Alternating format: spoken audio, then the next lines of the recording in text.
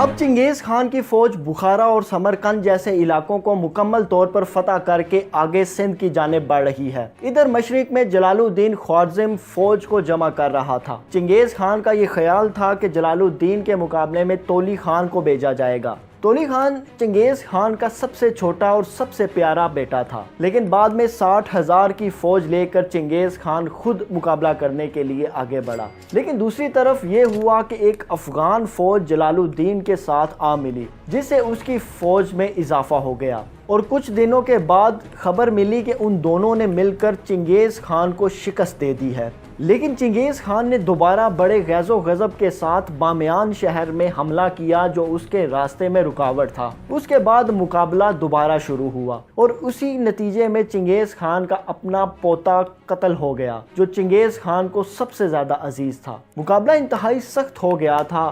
چنگیز خان کو مسلسل شکست ہو رہی تھی۔ جلال الدین نے مغلوں کو پکڑ پکڑ کر انتہائی سخت سزائیں دی اور انہیں عبرت کا نشانہ بنایا، لیکن آہستہ آہستہ اس نے بامیان شہر پر قبضہ کر لیا۔ لیکن جب چنگیز خان کے قدم جم گئے تو انہوں نے ہر چیز کو صفائے ہستی سے مٹا ڈالا، مسجدوں محلوں کو مسمار کر دیا، شہر میں کچھ بھی نہ بچا، یہاں تک کہ خود مغل بھی اس کو غم کا شہر قرار دیتے ہیں۔ جنگ ہارنے کے باوجود چنگیز خان نے اپنی فوج کو دوبارہ سنبھالا دیا اور دوبارہ جنگ کے لیے تیار ہو گیا۔ ادھر جلال الدین شاہ پہاڑیوں سے نیچے اتر کر دریائے سندھ کے پاس پہنچ گیا۔ اس کا یہ خیال تھا کہ اگر وہ دریائے سندھ عبور کر لیتا ہے تو اسے سلطان دہلی کی حمایت بھی حاصل ہو جائے گی۔ اس طرح اس نے اپنی جان کی بازی لگا کر دریائے سندھ کی طرف دوڑا، لیکن دریائے سندھ کا پانی انتہائی گہرا تھا، جس کی وجہ سے وہ دریا عبور نہ کر سکا۔ ایسے میں وہ دوبارہ چنگیز خان کی طرف پلٹا۔ جس جگہ وہ موجود تھا وہ اس کے لیے ایک بہترین جگہ تھی، اور آخر کار اس نے چنگیز خان کی فوج پر دھاوا بول دیا اور مغلوں کو کاٹتا ہوا لشکر میں گھس گیا۔ لیکن اس وقت وہاں چنگیز خان موجود نہیں تھا، لیکن ہاں البتہ چنگیز خان کا گھوڑا وہاں پر مر گیا۔ ایک طرف خون آشام وحشی انسانیت کا خون نچوڑنے والے، اور دوسری طرف شیر صفت لیکن تھکے ماندہ مسلمان چنگیز خان کی چالاکی سے لڑ رہے تھے۔ آخر میں چنگیز خان نے مختلف چالیں چلیں، جس سے وہ کامیاب ہو گیا۔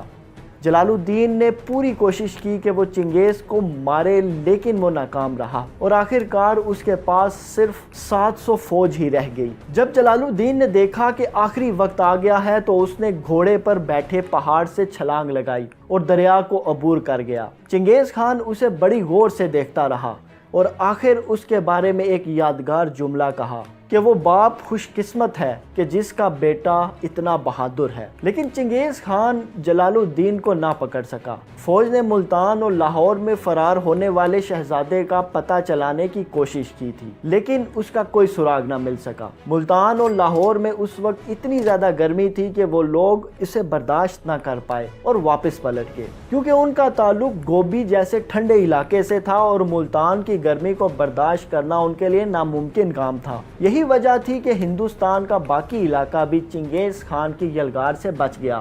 دریائے سندھ پر لڑی جانے والی لڑائی آخری جنگ تھی، جس میں خوارزمیوں نے چنگیز خان کا ڈٹ کر مقابلہ کیا۔ تبت سے لے کر بحیرہ خزر تک مزاحمت ختم ہو چکی تھی۔